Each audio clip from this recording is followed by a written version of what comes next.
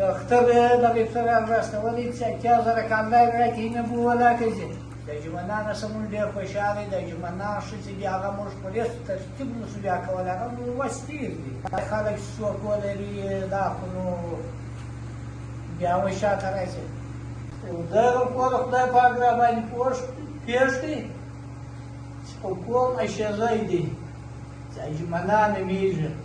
زما لور خدای جوړه کړه د اجمنان پاور په پسې و سنې اوس څنګه یې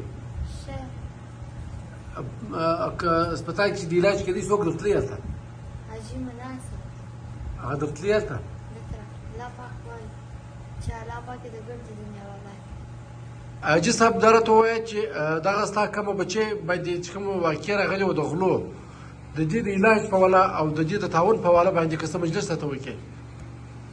دا خو چې دا واقع راغله دا زما بچیان چې ویشتل شو هلک شي څه په هغه ځای باندې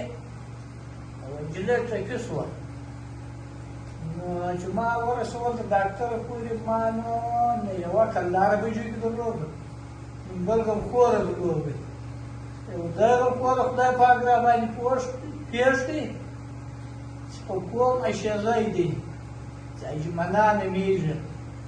په دا حج به زما بجلي راغله بیا به ولاړه بیا یې بل چا د ده ټلیفون زما غوږ ته ونیوی چې دی د اسلام آباد ته را روان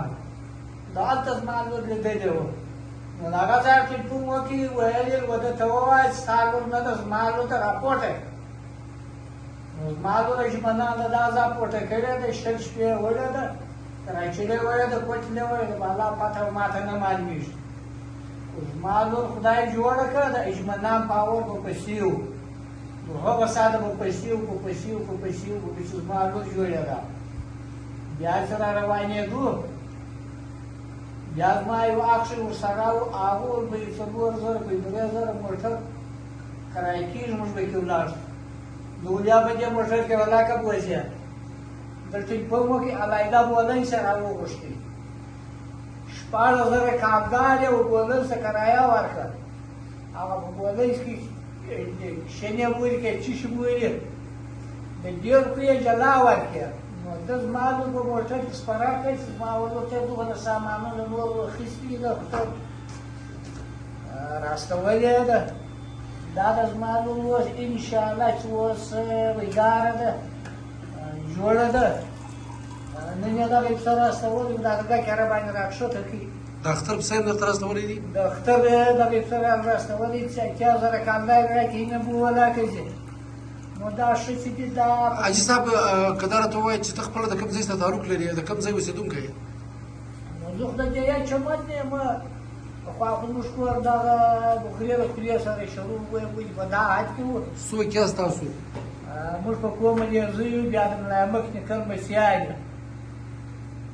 نو تاسو د اجمنانو څخه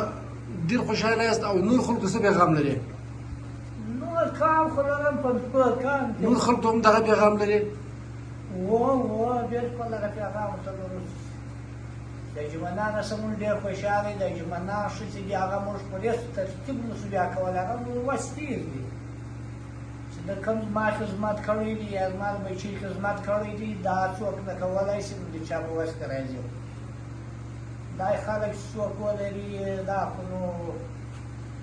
بیا وایي شاته راځي